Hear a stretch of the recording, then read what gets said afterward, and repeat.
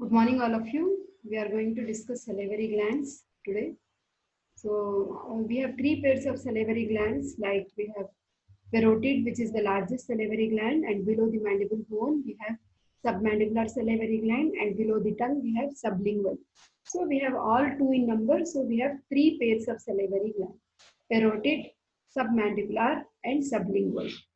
Now coming to parotid, which is the largest salivary gland, it secretes serous fluid. So it is situated between the sternocleidomastoid and the ramus of the mandible. So this is the location of the salivary gland below the auricle. Okay, this is angle of the mandible and this is the sternocleidomastoid. Now coming to the relations, basically the presenting parts of the like parotid salivary gland is it has base, then apex, it has one anterior border, posterior border, and towards the medial aspect one more border is there, that is the medial border. Now the surfaces would be the superficial surface.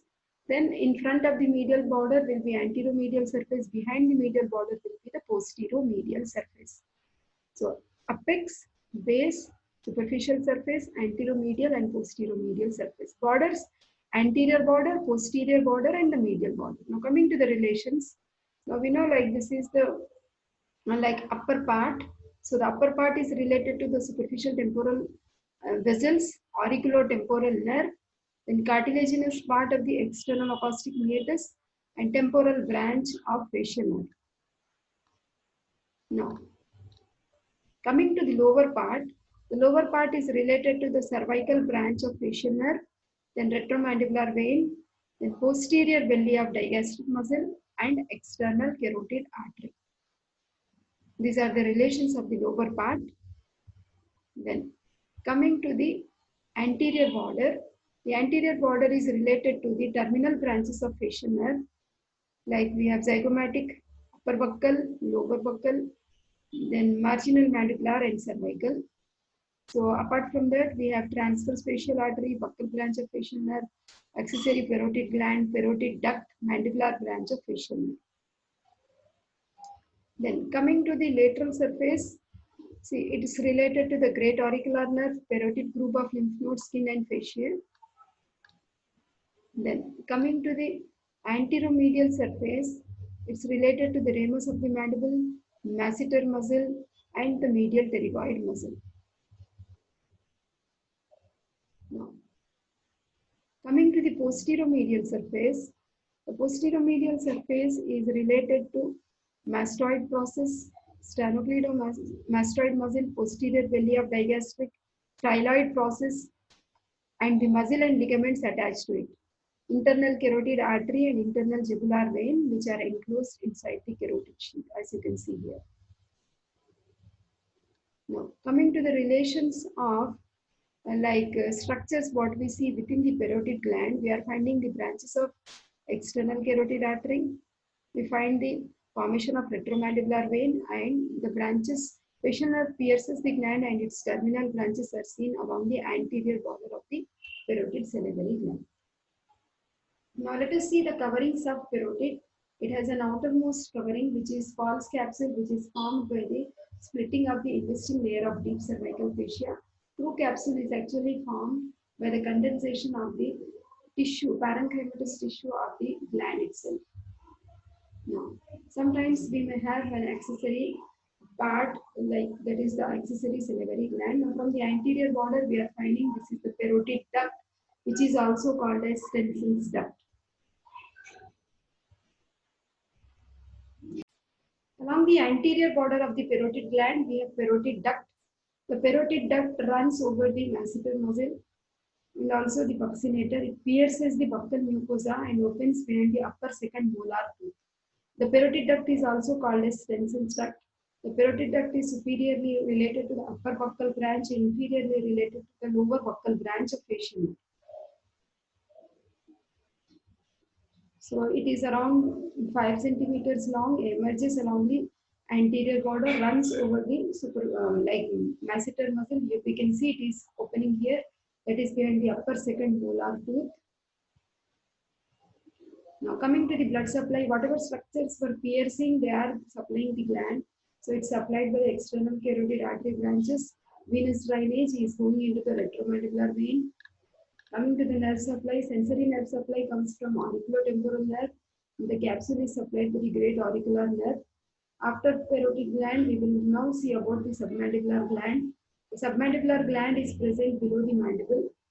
So, like it is present like in the digastric triangle, partly below and partly deep to the mandible.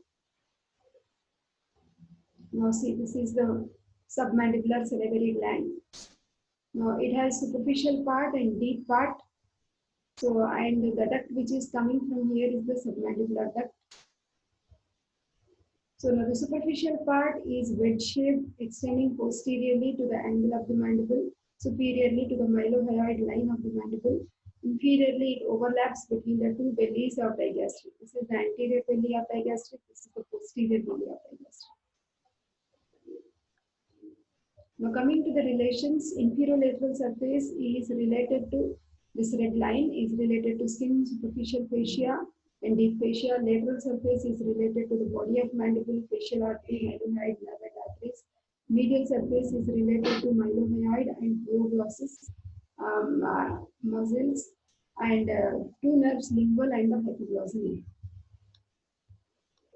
Now, triple relation of the facial artery to the gland, we can see it's just making it bend. We know facial artery is an anesthetist artery because it can be easily palpated at the angle of the mandible, where it is closely related to the submandibular salivary gland.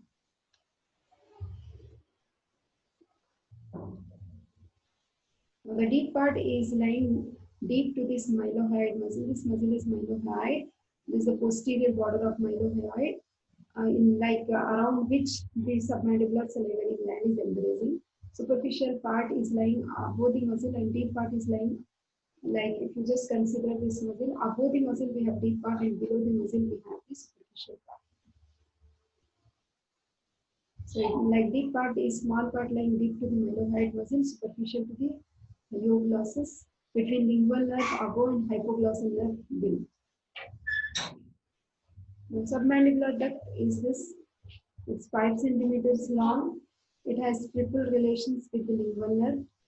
Now, the submandibular duct is opening in the floor of the mouth, close to the frenulum of the tongue. Nerve supply, sensory nerve is lingual nerve, and sympathetic is plexus around the facial artery. Parasympathetic is cardiac tympani facial nerve. Thank you. In continuation.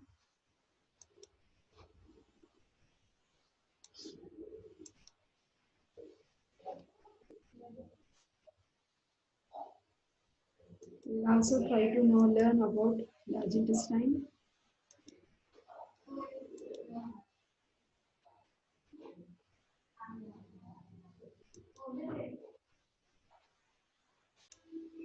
Now let us talk about the large intestine. So we have already seen small intestine, duodenum, jejunum, and ileum. Now let us see the large intestine, which is extending from the ileocecal junction to the mucocutaneous junction of the anal orifice here.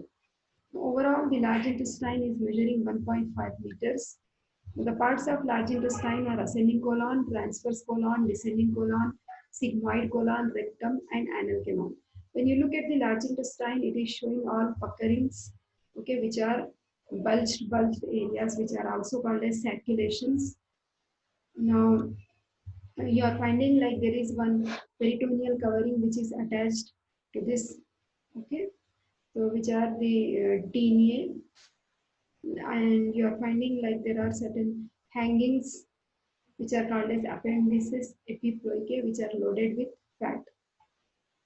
So these finger-like appendages which are loaded with fat are the appendices epiploicae.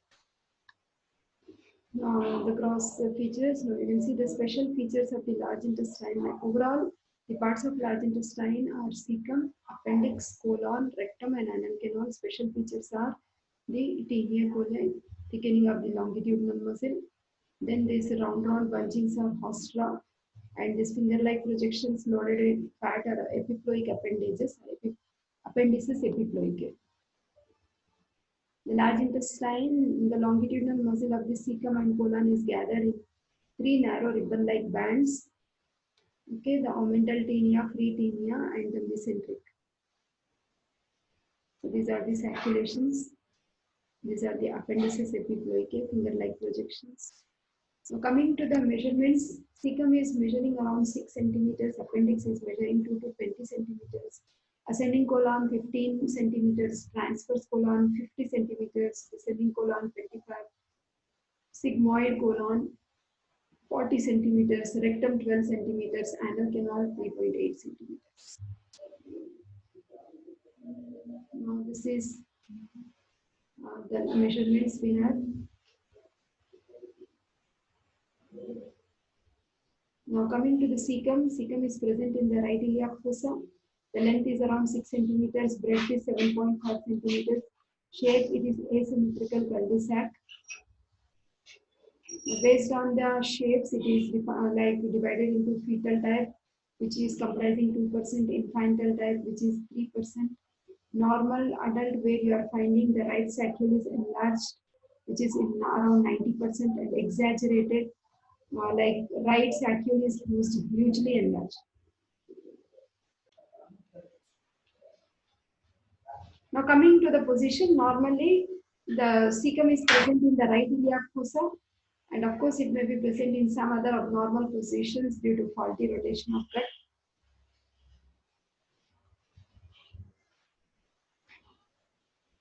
Now coming to the blood supply, so it is like supplied by the ileocholic arteries through its anterior and posterior cecal branches. Venous drainage is ileocholic vein, superior mesenteric vein, and it's going into portal circulation. Lymphatic drainage goes into ileocholic lymph nodes. Sympathetic nerves are coming from superior mesenteric plexus. Parasympathetic is always vagus in the abdominal region. Now coming to the interior of the cecum, it shows the opening of the ileum and also the appendix. This is the ileocecal orifice and this is the appendicular orifice. And the ileocecal orifice is showing the opening of the ileum into the cecum. It is guarded by a valve. Now, similarly, appendix is also showing its opening. This is appendix. This fold of peritoneum is mesoappendix, and this is the appendicular opening, which is also guarded by a valve, which is valve of Gerlach. Sometimes you will see the cecum is like receiving the invagination of the ileum. The condition is called as intussusception. Inward foldings of the like ileum into the cecum. Sometimes there may be intestinal obstruction. Then let us talk about the appendix, which is narrow worm-like tubular diverticulum arising from the posteromedial wall of cecum 2 centimeters below the ileocecal junction. This is ileocecal junction and this is appendix. It is around 2 centimeters below this. Now the fold of peritoneum which is suspending the appendix is called as mesoappendix. Now McBurney's point is the maximum area of tenderness when the person is suffering this appendix pain, which is called as appendicitis. It is formed by the junction of, this is the like umbilicus, and here we have the anterior superior iliac spine of the ilium bone. So junction of lateral 1/3 and medial 2/3. If you palpate here, in case of appendicitis, we will feel the maximum tenderness, that is the maximum pain. Coming to the length of appendix, it is ranging from 2 to 20 centimeters. The presenting parts of appendix are, it has base, it has body, and it has tip. Base is attached to the posteromedial wall of the cecum, and body is tubular, and tip is like pointing in different directions, based on which it has been classified into different types. Like we have subcecal, which is also called as 11 o'clock position, retrocecal, like 12 o'clock position, splenic is 2 o'clock position. We have promontory 3 o'clock position, pelvic 4 o'clock position, midinguinal 6 o'clock position, and there will be some other rare positions which are called as ectopic positions. Now coming to the blood supply, it is supplied by the appendicular artery, which in turn is a branch of ileocholic artery, which in turn is a branch of superior mesenteric artery. Coming to the venous drainage goes to the portal circulation. Lymphatics are moving to superior mesenteric group of lymph nodes. Nerve supply, superior mesenteric plexus. Applied anatomy, the infection in the appendix is called as appendicitis. So generally, sometimes we may find the impaction of the fecal matter in the appendix, which is called as fecolith. Appendix is generally removed by doing a surgery called as appendectomy or appendicectomy, which is acute surgical emergency. Thank you.